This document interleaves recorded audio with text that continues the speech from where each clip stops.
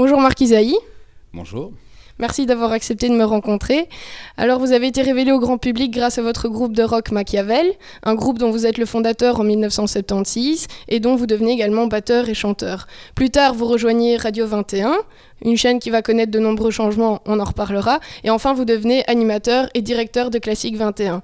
Donc, vous démarrez votre carrière en tant que musicien, pour ensuite concilier votre passion de la musique avec votre rôle d'animateur en radio, et finalement vous occupez la place de directeur. Pensiez-vous à l'époque que votre carrière professionnelle allait prendre ce chemin et cette ampleur ? Non. Ce serait mentir que de prétendre le contraire. Disons que ce que je voulais, c'était être... J'avais décidé quand j'avais 13 ans que je ferais soit de la musique, soit de la radio. Et je me suis débrouillé pour pouvoir faire les deux. Je ne savais pas dans quel ordre, et j'ai eu la chance effectivement de démarrer dans un groupe qui a extrêmement marché fort très très vite. Et ce groupe s'est arrêté en 82, une première fois, donc c'est ça qui m'a permis de me reconvertir, d'entrer à l'RTBF, et j'en suis très heureux parce que ça m'a permis d'entrer, et j'insiste là-dessus, par la petite porte. Je ne suis pas descendu de mon fauteuil de batteur à Forêt Nationale, machin, tout ça. Je suis vraiment entré par la petite porte et je suis très reconnaissant à la vie pour ça, parce que j'ai appris tous les métiers de la radio. J'ai fini par devenir directeur de Radio 21 et puis j'ai suggéré effectivement que cette radio évolue en 2 nouvelles radios, Pure FM et Classique 21, dont je suis le directeur aujourd'hui. Alors, effectivement, c'est un parcours dont je suis assez fier, je suis assez heureux de ça. Mais pour revenir à l'essence de la question, je ne m'attendais pas à ça, même si je l'ai désiré très très fort. Voilà. D'accord. Est-ce que vous avez déjà dû faire des concessions justement par rapport à votre groupe de rock pour assurer votre rôle à la radio ? Mais non, mais alors là, il y a 2 choses extrêmement précises. Et j'entends que certains me reprochent parfois de me servir de la radio pour faire la promo de Machiavel. Ce qui est très emmerdant et ça m'ennuie beaucoup. Je déteste ça parce qu'effectivement, ça pourrait m'être reproché. Mais il y a 2 choses. C'est que Machiavel a obtenu toutes ses lettres de noblesse, ses plus grands succès, entre 76 et 82. On a tout eu, disque d'or, de platine, enfin des machins comme ça, j'en ai plein chez moi. On est allé aux États-Unis, on a rempli Forêt Nationale, etc. Et puis je suis entré à l'RTBF quand le groupe s'est dissous. Mais donc, tout avait été écrit avant. Le groupe s'est reformé. Et forcément, en se reformant, là, je n'ai pas arrêté de faire de la radio parce que le groupe s'était reformé. Et surtout, je n'ai pas, par ma position actuelle, ça c'est très important pour moi, à priver les autres d'une promotion tout à fait normale à laquelle ils ont droit. Et ça, c'est ce que je réponds en général aux gens qui peuvent me reprocher d'un peu mélanger les deux. Pourtant, je peux vous assurer que moi, j'essaie de pratiquer une schizophrénie la plus parfaite possible entre mes 2 activités. Ce n'est pas toujours possible. Vous n'avez donc vraiment pas envie de lâcher l'une des 2 parties ? Non, parce que j'ai pas l'impression de faire des choses différentes, moi. Je dis, j'ai été marqué par la musique, par un tas de trucs, notamment par un bonhomme qui s'appelle Michel Lancelot, que j'écoutais à la radio quand j'avais 13 ans, j'étais au pensionnat chez les bons pères, ça ne rigolait pas vraiment, et ce type m'a ouvert la tête, les yeux, les oreilles, et c'est lui qui m'a donné envie d'une part de faire de la musique, et d'autre part de faire de la radio, et surtout de raconter des histoires, ce que j'aime beaucoup faire à la radio. Et je n'ai pas l'impression, c'est terrible pour moi, parce que j'ai pas l'impression, quand je présente des classiques le dimanche matin, et que la veille au soir, j'étais au Forum de Liège, en train de jouer avec Machiavel et l'Orchestre Royal de Chambre de Wallonie, comme on va le faire encore au Cirque Royal bientôt, moi j'ai pas l'impression de faire, j'ai l'impression de faire la même chose, j'ai l'impression que c'est moi. Voilà, ça c'est mon truc à moi, c'est ça. Alors que ce soit de la radio, de la batterie, venir chanter, faire des trucs, ou voilà. Et donc c'est compliqué pour moi. Jamais je n'ai imaginé de renoncer à l'un pour faire l'autre, jamais.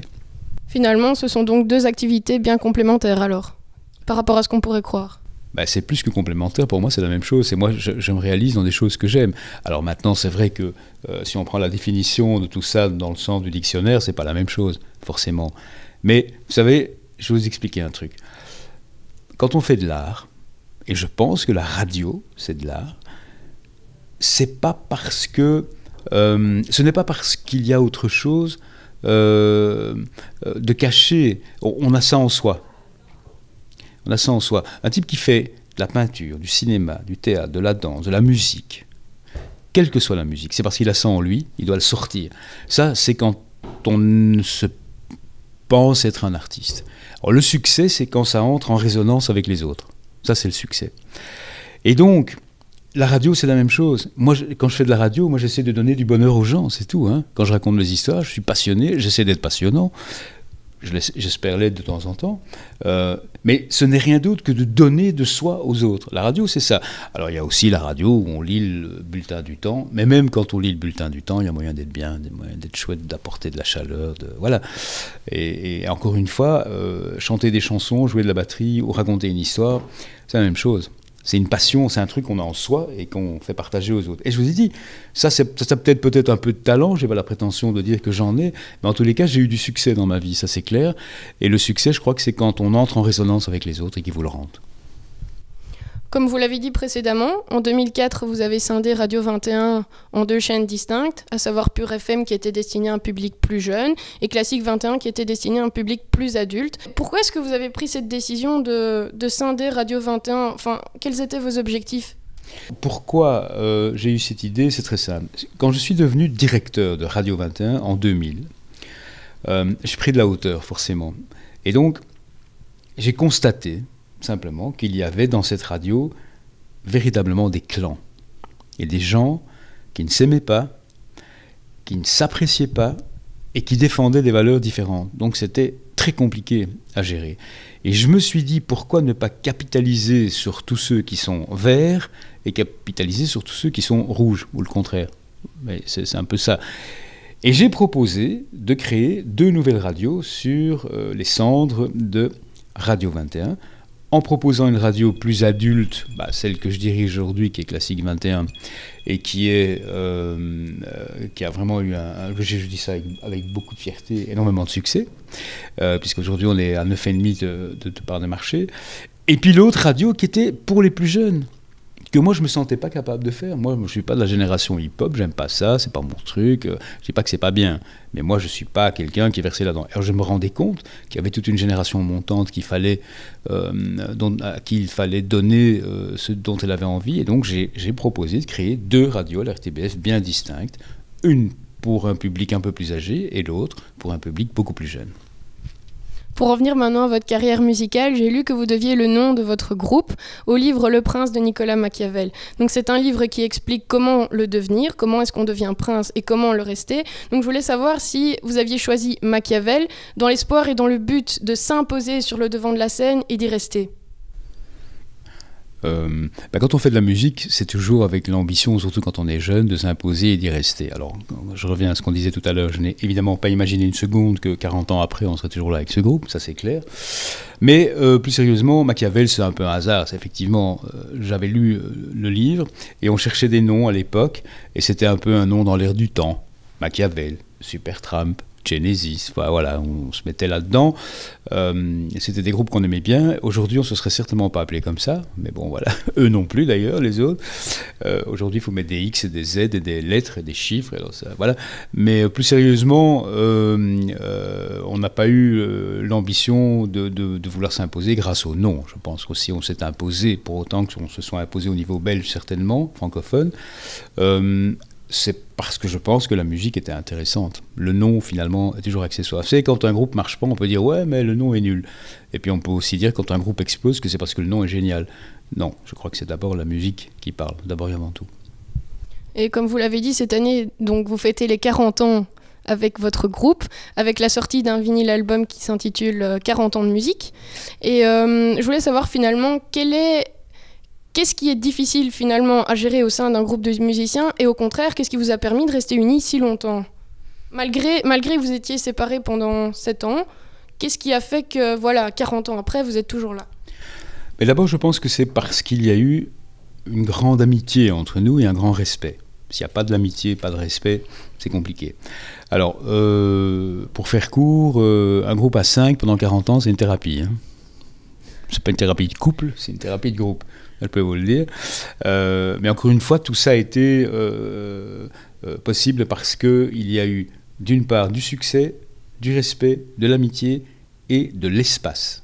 De l'espace entre nous et de l'espace temporel. Il est clair qu'on a beaucoup plus de chances d'exploser tout si on est 24 heures sur 24 ensemble à 5 pendant des mois, que nous, on ne se voit pas tous les jours, on ne répète pas tous les jours, on ne joue pas tous les jours, on ne fait pas des tournées de 85 dates dans les bus. Voilà. On a fait ça à un moment où ça a fonctionné, mais pas très longtemps, puisqu'on s'est arrêté en 82. Et je pense que c'est ça qui a permis. Et alors, l'autre chose, peut-être, bizarrement, je pense que le fait qu'il n'y ait pas eu un leader incontesté, mais plusieurs, et nous avons tous été leaders de ce groupe à des moments différents, a permis aussi à assurer la pérennité du projet. D'accord, donc c'est vraiment laisser de l'espace aux membres. Vous savez, c'est comme dans les couples, hein, je vais revenir, sauf qu'un couple en est deux, mais si vous lisez un peu des phrases magnifiques, c'est un poète du Moyen-Orient, Khalil Gibran, qui a écrit des choses très très belles. Il suffit de lire ça. Les cyprès ne croissent pas dans l'ombre l'un de l'autre et les piliers du temple s'érigent à distance. Je trouve ça magnifique et c'est tellement vrai. Si on est comme ça, deux piliers, on met des temples au-dessus, il va aller comme ça. Il faut de l'espace pour que ça tienne. Et nous, on a eu la chance de profiter de cet espace. D'accord. Comme vous l'avez dit, il y a une nouvelle expérience qui va s'ajouter à votre palmarès. Vous allez assurer 2 dates de concert en collaboration avec l'Orchestre Royal de la Chambre de Wallonie. Est-ce que vous vouliez emmener vos fans de toujours dans un nouvel univers musical et en même temps les surprendre ? Oui, enfin, il y avait longtemps qu'on voulait faire ça, donc là, on a fait 2 ou 3 concerts déjà avec eux, et ça s'est magnifiquement bien passé, mais c'est un boulot de malade, hein, je veux dire, ils sont 12 musiciens sur scène, il a fallu tout réécrire, tout est sur partition, et apparemment, le public a adoré, parce que les 2 premières dates de la tournée ont été complètes, donc j'espère qu'il y aura du monde au Cirque Royal, mais enfin, je ne vois pas pourquoi il n'y en aurait pas. Et le but n'était pas de surprendre spécialement. Le but était d'amener autre chose que ce que les gens avaient l'habitude d'entendre. Et comment est-elle née cette collaboration ?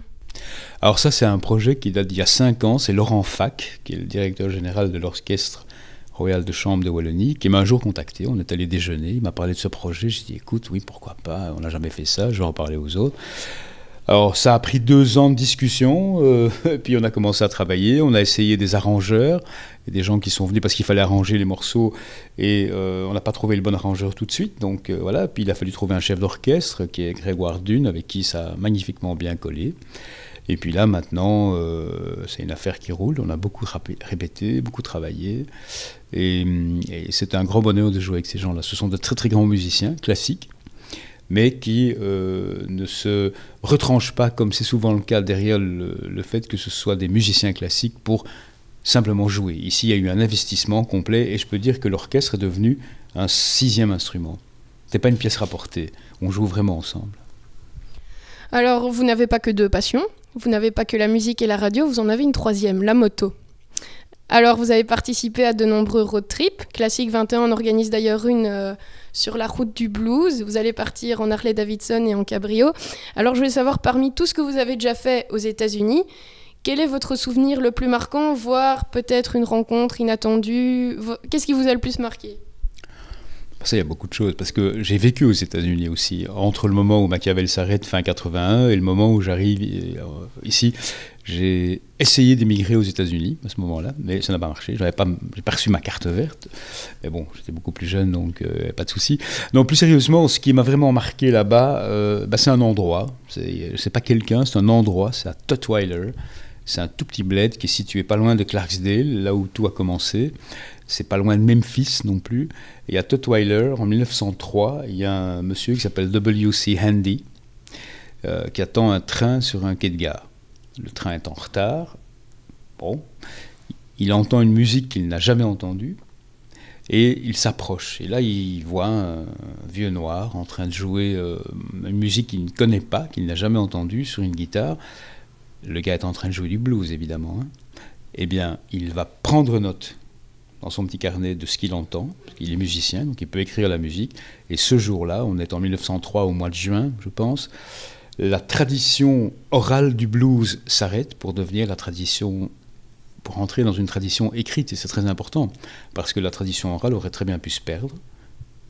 Ici, on a commencé à écrire les premières partitions de blues, et c'est ça qui a permis à cette musique formidable de continuer à survivre, et surtout d'avoir un bébé qui s'appelle quand même le rock. Parce que le rock vient clairement du blues. Il y a 3 semaines, le monde de la musique perdait l'un de ses plus grands talents, David Bowie. Est-ce qu'au cours de votre carrière, vous avez eu l'occasion de rencontrer cette icône de la musique? Non, j'en ai rencontré beaucoup, mais pas lui. Un regret? Oui, bah, il y a d'autres gens que, bien sûr, ça m'aurait plu, mais ce sont des hasards. J'ai rencontré 3 fois McCartney, Springsteen, j'ai même rencontré Michael Jackson, donc voilà. Mais oui, j'aurais bien aimé, mais ce sont des hasards qui font que parfois on rencontre pas les gens qu'on aurait souhaité avoir. Dans un autre genre, je regretterai toute ma vie de ne pas avoir rencontré mon idole absolue, qui est André Franquin. Pour qui j'ai une admiration sans limite. J'aurais bien voulu, mais malheureusement, là aussi, les hasards de la vie ont fait que ça n'a jamais été possible. Pour conclure cette interview, est-ce que vous pouvez me dire si vous avez une devise dans la vie ou une citation qui résume assez bien votre état d'esprit? Oui, elle n'est pas de moi, mais je la partage complètement et je me l'approprie. Tout faire, toujours, avec le plus grand sérieux, mais ne jamais se prendre au sérieux. Merci beaucoup, Marc Isaïe. Merci. Il n'y a pas de quoi.